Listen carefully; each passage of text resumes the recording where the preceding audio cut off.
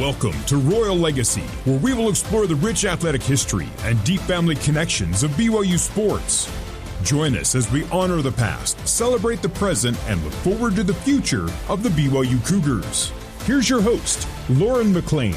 How's it going, everyone? I'm Lauren McClain, and welcome to Royal Legacy, where we dive deep into the family connections of BYU sports. Joining me today are father and son, Vance and Adam Law. Vance played baseball and a little basketball for BYU from 74 to 78. He played professional baseball from 1980 to 1991 and became head baseball coach at Brigham Young University in the year 2000. He coached the Cougars for 13 seasons. Adam played at BYU from 2009 to 2013. He was drafted by the Dodgers in 2013 and is currently an assistant coach for the BYU baseball team. Guys, thank you so much for being here with me. Thank you for having us. Yeah, thank you. Well, our show is about family legacies around BYU sports, and the Law baseball legacy at BYU immediately comes to mind. It all starts with Vance's dad and Adam's grandpa, Vernon Law. So let's give him a little background on him. Vernon joined the Pittsburgh Pirates in 1948, played his first MLB season in 1950, served in the military from 1951 to 1954. He returned to the Pirates and played from 1954 to 1967. He was a two-time All-Star and helped the Pirates beat the Yankees, winning the 1960 World Series. Vern won the Cy Young Award in 1960. He went on to be a pitching coach for the Pirates and an assistant here at BYU. Woo! Vance, what was it like growing up with a father like Vernon? What was that like for you? It was wonderful.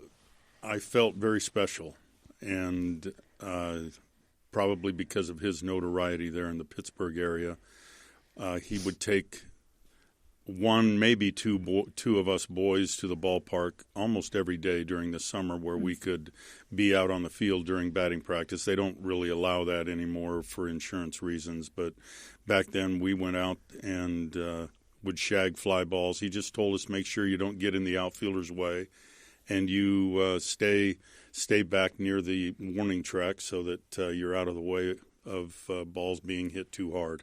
Oh, my gosh. That's incredible. But it was a lot of fun. I was always so proud after the game to be able to wait outside the clubhouse, but in kind of a tunnel waiting area, and then just kind of hold his hand as he walked us out, and people just clamoring for his signature usually on a baseball or on a hat or a glove, and he would patiently just sign his name away, and I was standing there just kind of hanging onto his arm and hoping not to get lost. That's got to be interesting as a kid because you don't know anything else besides that, and you just know him as your dad. Was there a time you realized where it kind of clicked, like, whoa, my dad's a big deal. He's more than just my dad. Like, so many people know him. Do you remember a time where that kind of clicked for you? I do. Probably age 7 or 8 when these kinds of occurrences took place. Not everybody had a dad where everyone would ask for his signature, and so I knew that he was special. But he was special dad too. He was a good father. He didn't have a whole lot of energy because he needed to get his rest, and I didn't really understand that. Why can't he come out and play wiffle ball with us? But he needed his rest, and he would always go to the ballpark around 2:00 in the afternoon, and that's when our afternoon games, pickup games, would take place in the neighborhood. Well, you did pretty well for yourself, Vance, in the pro baseball world as well. You played professional baseball from 1980 to 1991. You played with the Pittsburgh Pirates, Chicago White Sox, Montreal Expos, Chicago Cubs, Chunichi, as I pronounce that, Chunichi Dragons in Japan, and the Oakland Athletics. Hit 71 home runs, 442 RBIs, and a career batting average of .256. You were named by Sports Illustrated as 19th on its list of Utah's 50 greatest athletes of the century. You were a big deal yourself, so now I want to go over to Adam here. Baseball has meant so much for your family, Adam. Growing up, did you always see baseball as a part of your future?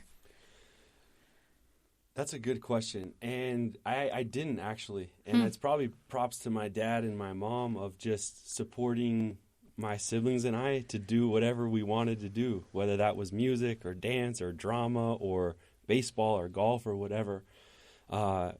They did a really good job at helping us be well-rounded. And the future in baseball didn't really occur to me probably until my sophomore year of college or after my sophomore year of college when it was like, okay, I think my skill set might play to the pro game, and that was when professional scouts started to talk to me. So, yeah, early on, no, it was definitely ingrained in us. Yeah. I mean, around the family dinners, we were talking baseball, we were watching baseball games, and it was just normal life. It wasn't something that I aspired to do early on, I would say. Something you loved, but not necessarily something you felt pressured to do. Yeah, never felt pressured to do it. So what was the extent of your knowledge of your family's baseball legacy as you were growing up? Yeah, similar to my dad's, except my experience when I was a youngster was when he was coaching here at BYU, and it was fun we spent time at the BYU baseball stadium. That was how we got to know each other and spent time with each other. So it always was just normal hanging out in the coach's office after games and trying to feel like I knew what was going on and putting in my input, and probably landed on deaf ears, but it was just something that was really cool and I felt special. My dad would go to some celebrity softball tournaments and you'd meet jazz players, and I just thought that was so cool, but also just kind of normal. It was kind of just what we did, and yeah, it had an incredible growing up around the game. There's nothing like growing up on a baseball field. I mean, my dad, he was not a big deal like that, but he played like fast pitch softball. So we just grew up going to, traveling with him, going to all these games. And I wouldn't trade it for the world. There's something so special about that. Vance, you have 5 kids with your wife, Sharon: Tim, Andrew, Adam, Sarah, Natalie. Tim and Andrew played first base and shortstop for BYU before Adam followed. What expectations did you have when it came to your kids and baseball when they were growing up? When they were growing up, it was like Adam said, we tried to give them opportunities to play other sports. And if you really had the truth, I think that Adam in high school was a much better basketball player than he was a baseball player, and had opportunities to continue playing basketball in college, but decided that he would go the baseball route. Andrew was a very good player, was an all-conference player here at BYU, and was captain of the team 2 years, voted by his peers. And Tim was one of the best defensive first basemen that I have ever not only seen, but had I played with him, he could pick anything in the dirt. He was just really, really a good defensive first baseman. But it wasn't an expectation. They showed promise. I was told by some people that I shouldn't probably recruit my sons to BYU, being the coach, and the idea that nepotism entered in. But I decided that, along talking with my assistant coaches, what does BYU stand for? And who are we trying to recruit? We're trying to recruit good people, good students, and good athletes. And I felt like all 3 of my sons, our sons, fall into those 3 categories, so why not? And they played and performed very, very well. Adam was an all-conference player here also, and I think the proof's in the pudding there. He ends up getting drafted and has a very fine professional career. And had he been drafted in the time that I played, I have no doubt that he would have had a lengthy career in the major leagues. But analytics came into play, and home runs started to be – they wanted to draft players that had power, not only at the plate but on the mound. Yeah. And that's something that I didn't have great power. And Adam didn't show a lot of power at that time either, but he had speed. He was a good bat-to-ball kind of guy, could make contact, was an excellent runner, ran the bases extremely well, and I thought he's got a chance to be a really good player in the major leagues.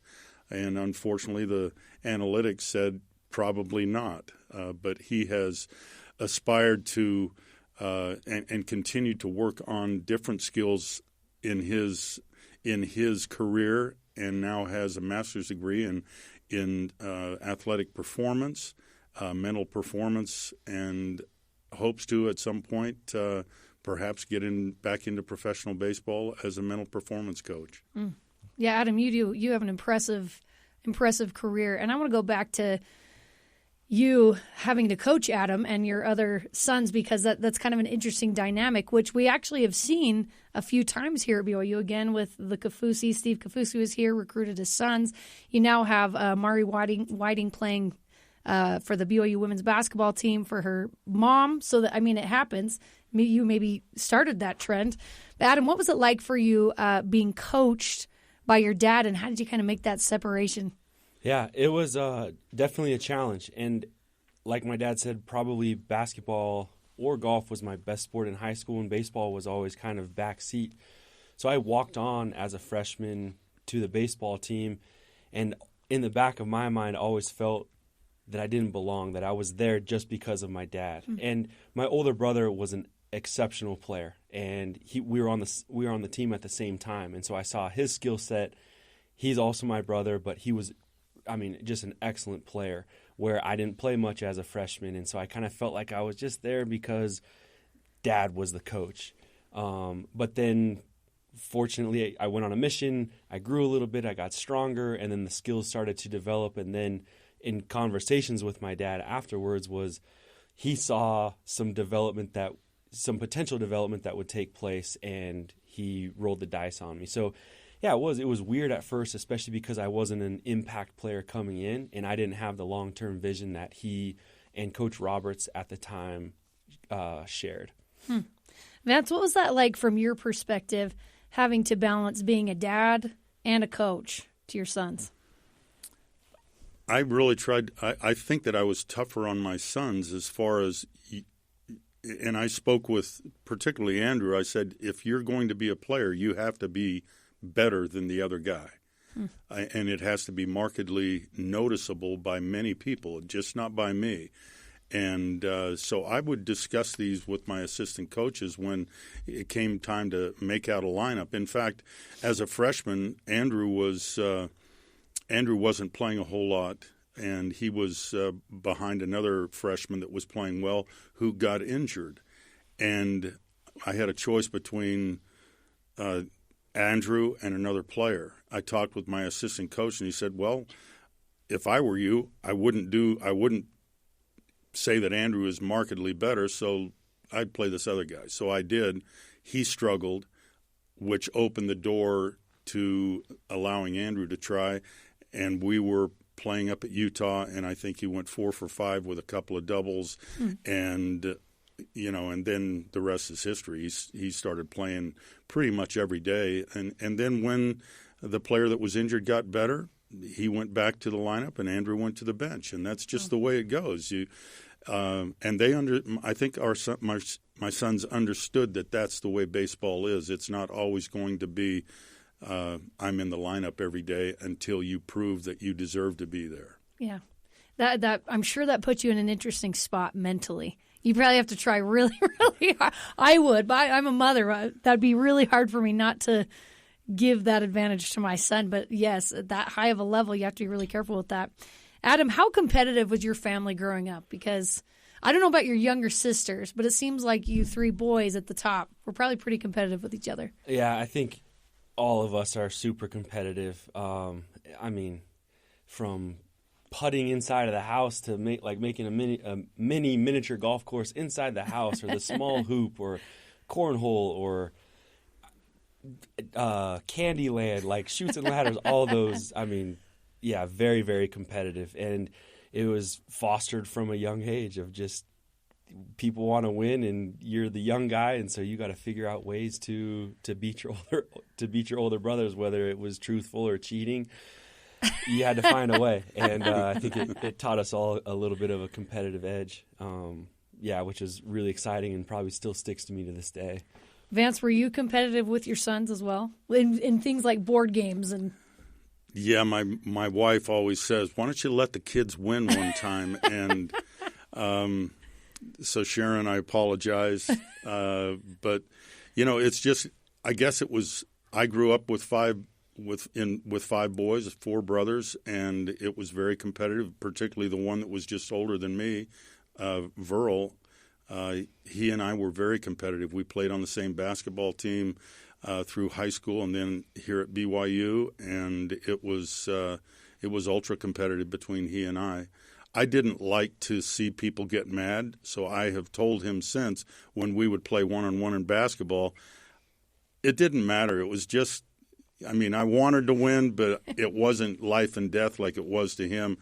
And so there were times where I'd lay off because I really felt like I could beat him anytime I wanted. I'd like to hear his perspective on right. that. Yeah. So then that just carried down to your own boys. I think it did, and you know, I don't think that it is. I don't think that it's something that assists or helps a young man or a young woman who is interested in athletics to just, you know, be apathetic. My dad always said, if you're going to play a game, you keep score. You don't just play. You play and you keep score. That's why they do keep score. It matters who wins. Right. And so that's kind of the way that I was brought up, and I think we did the same thing when we have children. Well, it's important to learn how to win, and it's also important to learn how to lose. Without a doubt. There's something to that as well.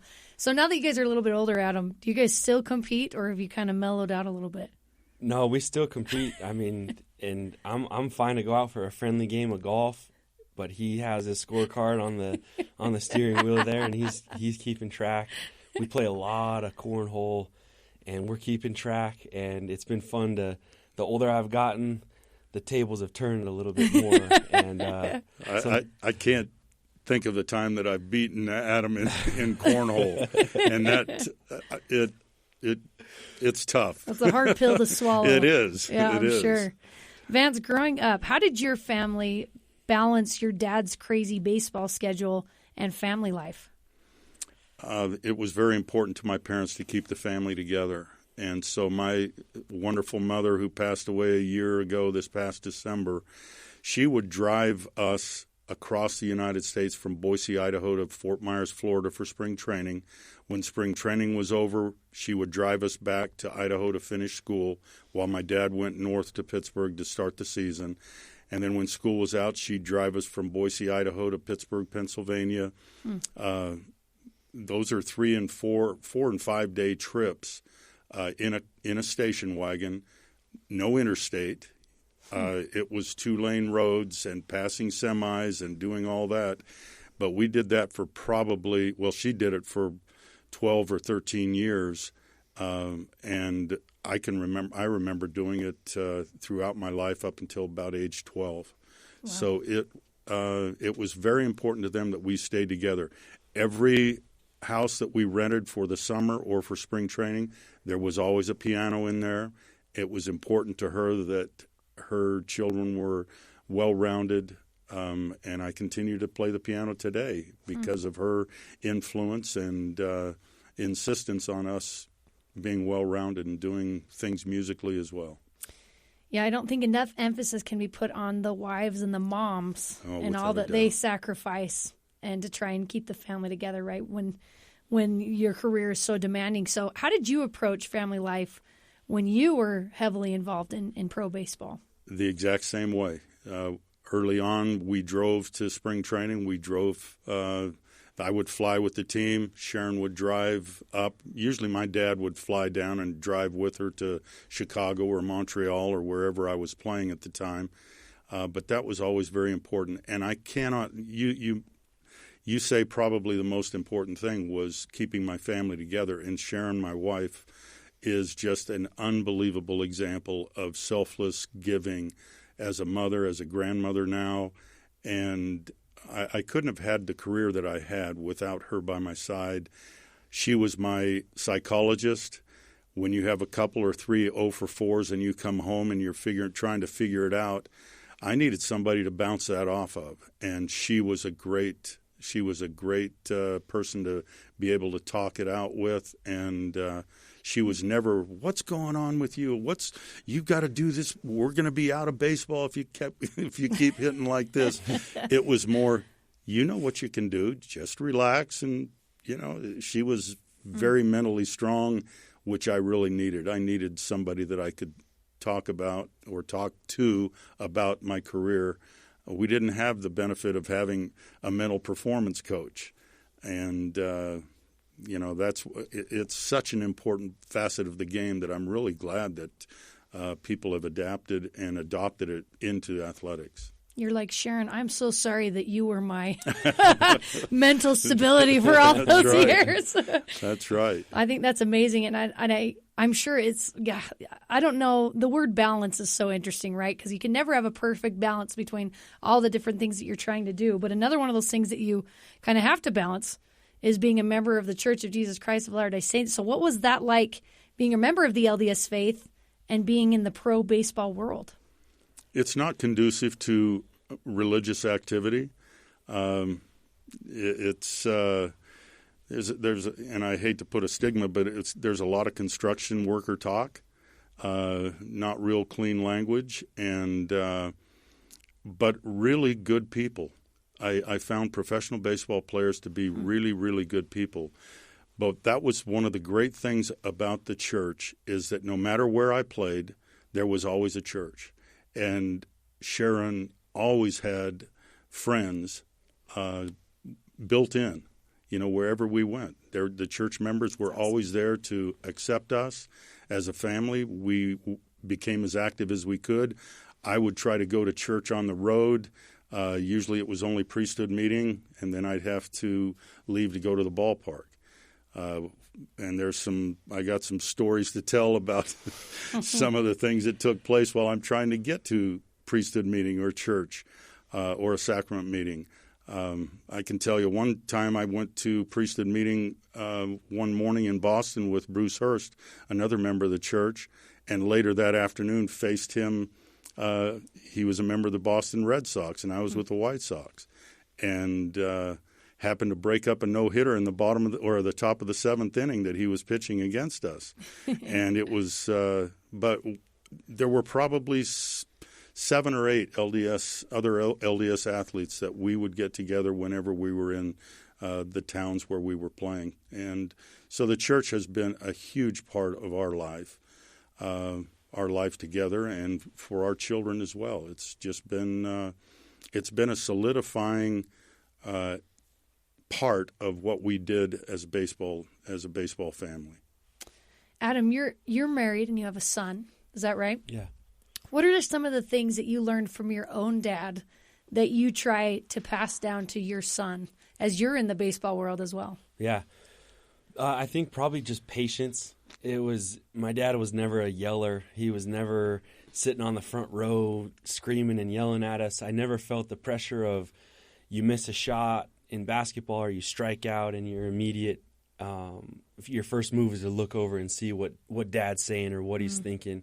And he just did such a nice job with us of just go play and have fun. I think not only was it stressed, you keep score, but you don't work ball, you play ball. Yeah. And that was always stressed. And so I think hopefully fostering that type of attitude, mentality, our little guy is just 18 months old, and fostering the mentality where he can go out and have fun. He can respect his own coach, even if maybe his dad might know more than his own coach, but just let the kids go play and have fun. There's going to be a time and a place where they'll need to be blown up or told what to do, but that time and place doesn't come, in my opinion, until you're a junior or senior in high school, and hopefully I can foster that just type of love for the game and all sorts of different games in my own children.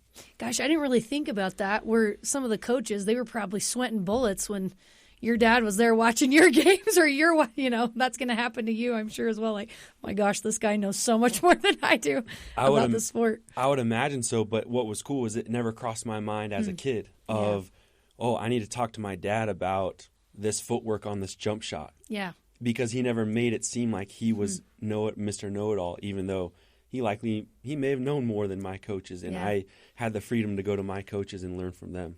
But you learned to respect your coaches regardless of that. I love that. So you mentioned that your dad wasn't the one kind of yelling on the sideline. What about your mom? She was also she kept it under control. Like, the more I've dabbled in the coaching game in professional athletics and in college athletics, the concept of acting differently from how you feel starts to resonate deeper with me. And I can only imagine as my kid grows up, I'm probably going to be super nervous inside, but And I say that because I would imagine that my parents also were super nervous inside, whether it was a state championship basketball game or my professional debut, but they never showed it. And I think that's my mom was never a yeller or a screamer. I would imagine they all had sweaty palms, but they just sat there and clapped and never made a scene, which at the time I was like, oh, like my parents, they're there, they're supporting me. But the older I get, I can just imagine that they had those butterflies of big games and wanting their children to be successful. I love that. That's some emotional control right there. Vance, as a father and a pro baseball player, what was better, your own achievements or being able to watch your kids grow and find their own success? Kind of a trick question.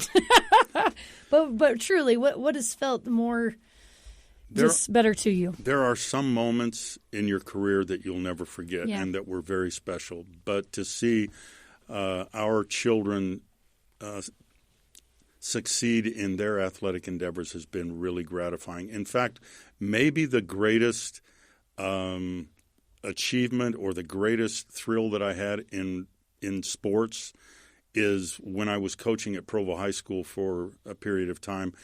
They hadn't been to a state tournament game in like 15 years, and they hadn't won a state championship in 25. And our team, in my third year at Provo High School, we won a state championship. And to see the joy of those young men who we had worked with throughout the winter, 5 o'clock batting practice times at Provo High School in the extra little tiny gym with batting cages. That's the time that we had to practice in the off season. And those kids were there every day. And for us to win the state championship was the biggest thrill. I had said, hey, if we win the state championship early on in the season, you can shave my head. Somebody, Jeremy Frampton, I think, remembered to bring clippers on state championship Saturday, and we won. And sure enough, they laid me down on the infield and shaved my head. Wow. And it was an ugly haircut.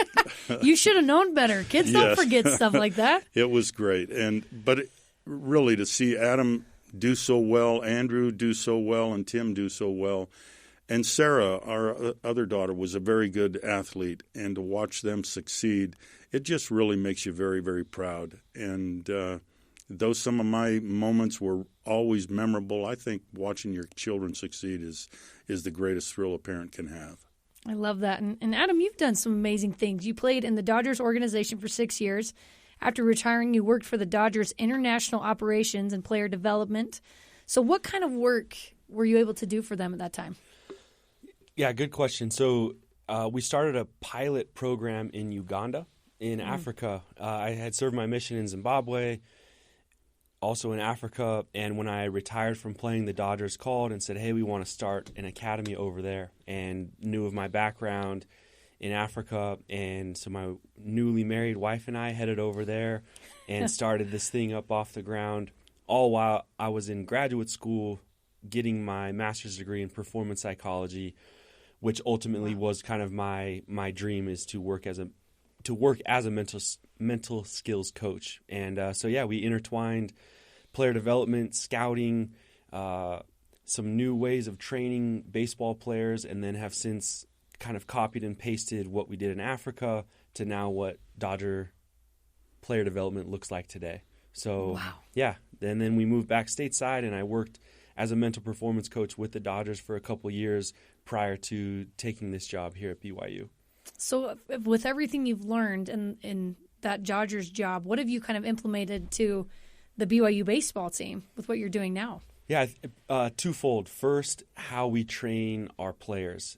We've kind of gotten away from more of an old school mentality of what a traditional baseball practice looks like, and we've incorporated some newer evidence-based approaches to acquiring skills and developing motor patterns, which has been really fun, getting creative and having some fun with the boys. And then secondly, from a mental standpoint of hopefully infusing mental skills into who we are rather than just what we do. And it's not somebody coming in and just telling people how they should think or how they should approach situations, but rather we've hopefully created an environment where our athletes, it's just what we do, and this is how we respond to failure. This is how we handle stress.